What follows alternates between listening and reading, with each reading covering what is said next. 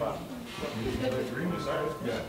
right, everybody, about to start the second, but first free real estate Q&A event here at 10619 Greenwood, courtesy of Mr. Wynn, who allowed us to host this inside of his property he just bought. So we thank you for having us. And today, basically, we just bring everybody here together to ask any questions you have pertaining to real estate. Any questions you can think of, if you're interested in getting into real estate game, learning how to become a broker, learning how to become an investor, a property manager. We have the questions for your answers. And if we don't have the answer, we'll just say we don't know. But hopefully we'll be able to answer all of your questions today. So, open the floor up, or is there anything you want? Oh, introduce everybody, Beyond. Please introduce everybody. Keep on, you're doing a great job. No, go. Just introduce them. Introduce your guests. We're your guests. We're your guests. So introduce us. First of all, I'd like to thank everybody for coming out. We appreciate you all.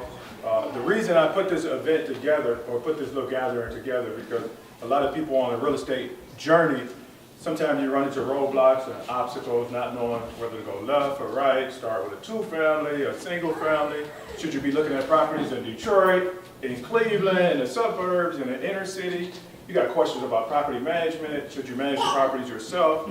Some people think that they need to go get a real estate license to be an investor. Most of the time after they get the license, they realize that they didn't want to be a real estate agent. They wanted to be an investor. That's why I wanted my son to speak. I kind of, forced him to speak. So I just wanted to, it was one of those things where everything that I always wanted and looked for, I decided to be that vessel. So everything that I always wanted and wanted people to help me with, I do that, since the shoes on my feet. So I put this event together to assist you all with your real estate journey, wherever you may be in your real estate journey. Two, the reason why I invited other people to join me, because as I grow my platform, I want to assist others that aspire to do the same thing. So if it's something I'm doing already, and Lawrence mentioned that he was interested in it, Andrea mentioned the same thing, and we just met yesterday. I was like, oh, come tomorrow. My motto was, together, we all win. Andrea? Hi, I am the broker at Brick House Realty. I'm Andrea Wilson, and I'm just here to assist and answer any questions that you may have.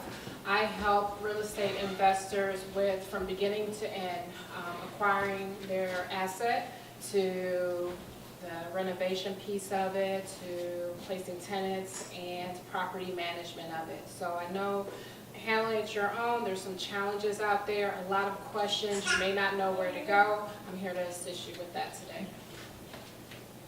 Mr. Wynn, you next. My name is Brian Wynn. I'm a real estate agent with Russell Real Estate Services in Westlake.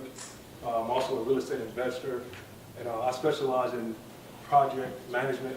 I like to put the properties together from beginning to end, so I can answer any questions regarding that. So everybody know what this event is, right? The Q&A, everybody understand what that is? The same way like the Jay-Z was going to do a Q&A,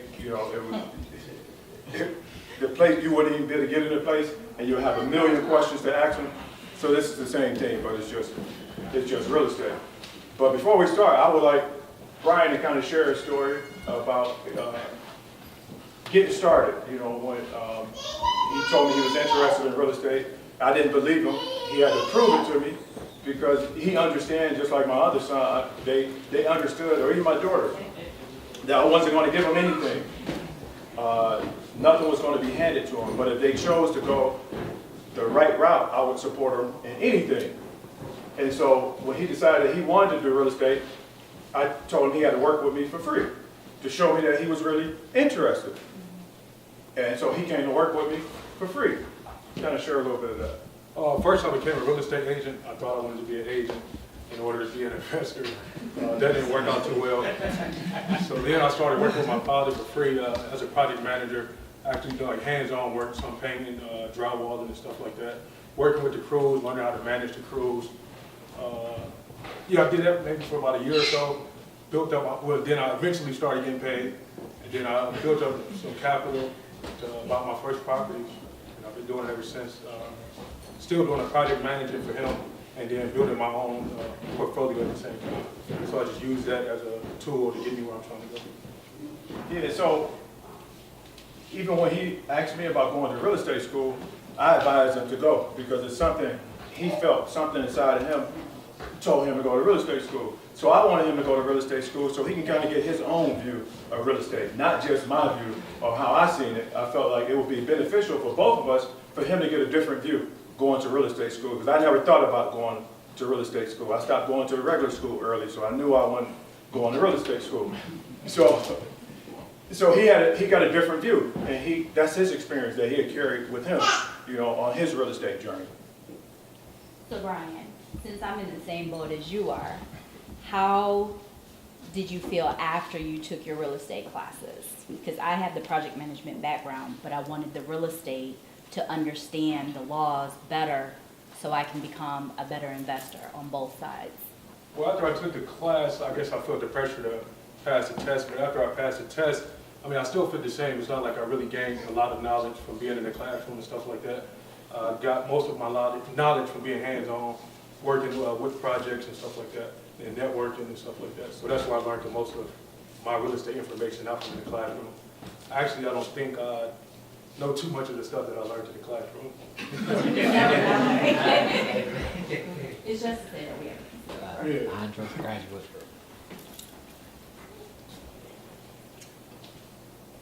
Don't all speak at once.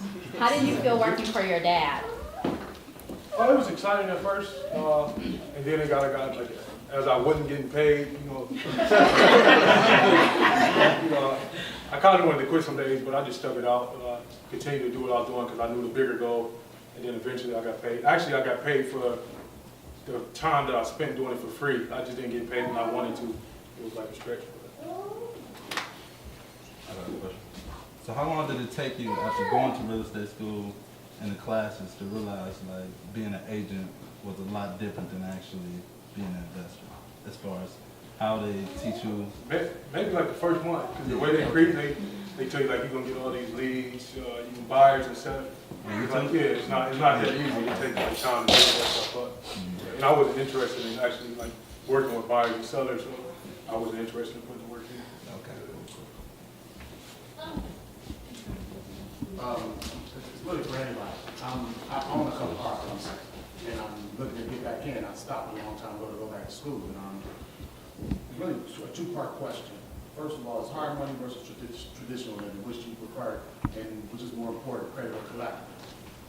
Thank you. Okay, so let me address the first question, and just make sure I understand it. So you're asking which is better, using a hard money lender or collateral? Well, Or hard a money versus traditional And that's like, lender. I know it varies for different person, for every situation, so like if y'all can give me your preferences. Okay, so I'm a real estate broker, but I also invest in real estate myself. And I never shy away from anything that's out there. Sometimes you may need other sources to use and to go to because, maybe you're a traditional lender, you're tied up and you have a house that you're waiting to close on, so you need some other cash because another deal has presented itself.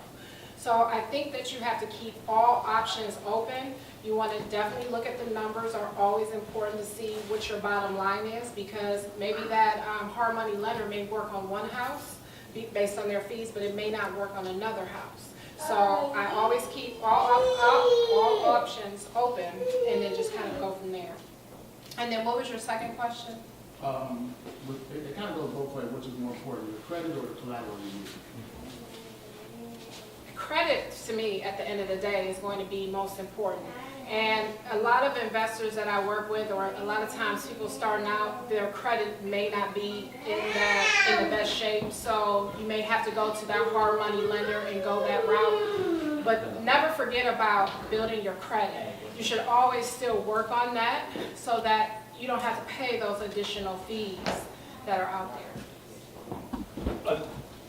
To that question, another great source is, as you start to educate yourself as it pertains to real estate and being around individuals that's doing real estate, you equip yourself with the right information so you could bypass both of those. You could actually talk to somebody that may have $100,000 sitting in a bank account or sitting in a CD, or $1 million sitting in a CD, that understand returns on money, and you could use real estate as collateral and give them a better return than the CD is giving them. But you gotta equip yourself with the right information so you can sit down with the right individual and for them to trust you with their money.